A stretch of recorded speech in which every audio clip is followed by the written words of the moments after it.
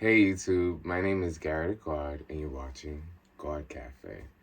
So today we're going to talk about Neptune in the first house. So Neptune is the planet of illusions, creativity, deception, intuition. I don't know if I said delusions, but delusion is deception. Illusions, which is part of that. Spirituality, creativity, like I said, I think that touches upon Neptune as a gist, as a planet. Neptune is also known to put you in a fog and not make things clear, causing deception, and deception's not a bad thing, though. We're going to get into that in a second. It's seen, has such a bad connotation behind it because to deceive yourself seems like a very, why would you want to deceive yourself? However, the art of manifestation somewhat that requires suspended belief. So it's a form of deception to what is. So using deception to your advantage rather than deception taking advantage of you. Let's just that's just the gist of Neptune. So when you have that in mind and you put this in the first house, you can deceive, you can deceive yourself when it pertains to, what you see yourself as in terms of your identity, your innate connection to, the spiritual realm is very loud and present, and it can do you wonders, and it could disservice you because Neptune is also ruled by Pisces, and Pisces is known as the two fish swimming opposite ways.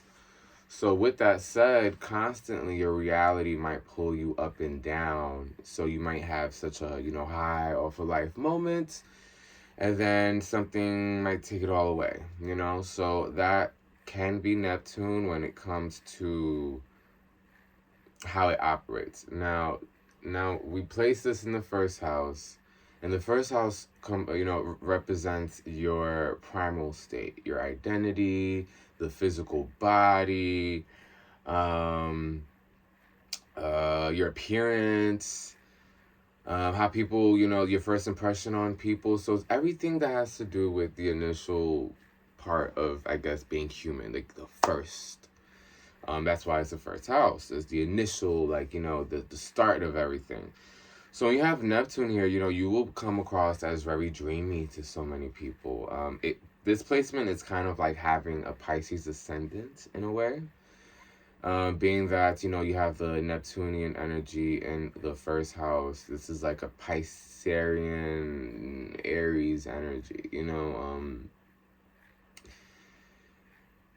it's like fire and water when you mix the two. So a lot of people will place, assumptions on your identity and who you are.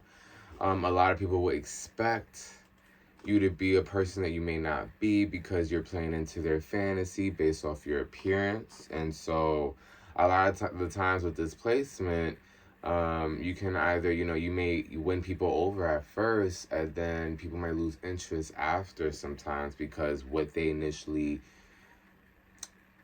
idealized you as is not who you really are, perhaps, or, this could work to your advantage. Perhaps you use this to your advantage and not speak much or say much so that you can allow the mystery and what people want to perceive you as alone, and let an obsession be formed in order to perhaps achieve success, perhaps to achieve, a potential lover. It's very interesting because this placement does grant in a way where, because people will place all these, ideas onto yourself and your identity and your appearance because you're so elusive and dreamy. It could just be, it could be fun and bad. It could be fun in the fact that things could go exactly how you want them to go if you know how to, nip this in the butt by simply, using it to your advantage rather than it, getting the best of you. And the way it gets the best of you, which can be seen as the fish swimming downwards, is just, when people are just placing these ideas about you that are not true, and that might get to you.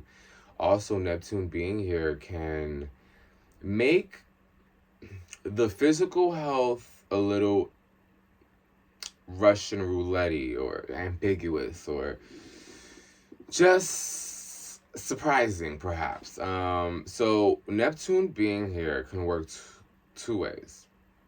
You can either manifest the body you want and the appearance you want easily through, the art of using a little bit of deception and your belief and seeing something before it actually exists. So like maybe seeing your body in the mirror in a way that you know how you want it to look, and maybe holding on to that image to the point that you almost can see it, while maybe the image in front of you is not all the way that. The euphoria that you're feeling by dreaming and pretending that it's that can actually manifest it. So to a degree, people with this placement might be delusional, and it actually may work to their advantage depending on their intention. Now, if you look in the mirror and you're like, look how fat I'm getting, I just keep getting fat, guess what? And with this placement, you will manifest more of it.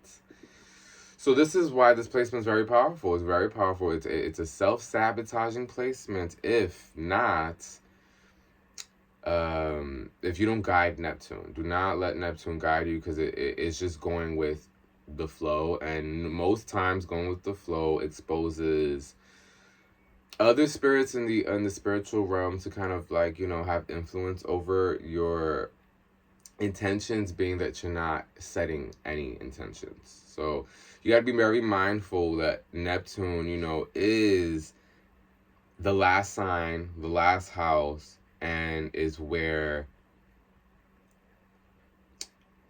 a lot of, the mysterious energy lies within, the spiritual realm. It's not seen, it's the void. It's like where everything begins in a way. And then you put this in the first house, and it's like, well, this is technically the last house in the first house, if you think about it. And there's this sort of completion energy with the first sign and the last sign energy, Aries and Pisces, first house with Neptune. And, this, like I said, it could be very powerful. You just have to really take grip this, because, this can also go far if you are not, you may have body dysmorphia with this placement. You may not be ever satisfied with your appearance because you're dreaming of an appearance that may not be, all the way realistic. And you can come as close to it with, manifesting and your belief and deceiving, how you see your body. That's very possible. However, there is, a balance, between the scales, and the opposite of Pisces is Virgo. So you're going to have to kind of understand that you can achieve the idea of perfection only so far, and it's very important to accept this.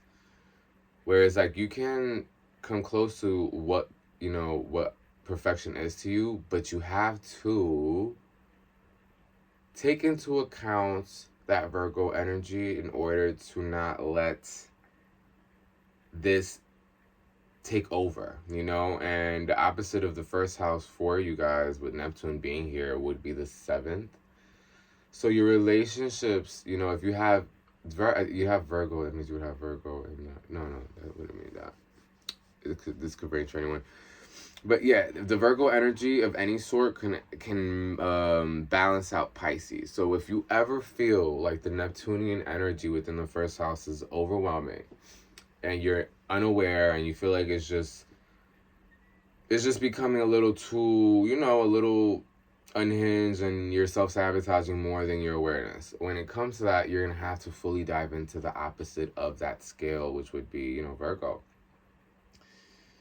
And grounding yourself, and maybe perhaps writing down a list of what it is that you want, seeing it on paper, seeing if it could be a reality, not just letting things be in your head, you know what I mean? So the first house, Neptune being here, like I said, very powerful placement. It could be amazing, but could be disastrous. So you just have to, hold Neptune's hand.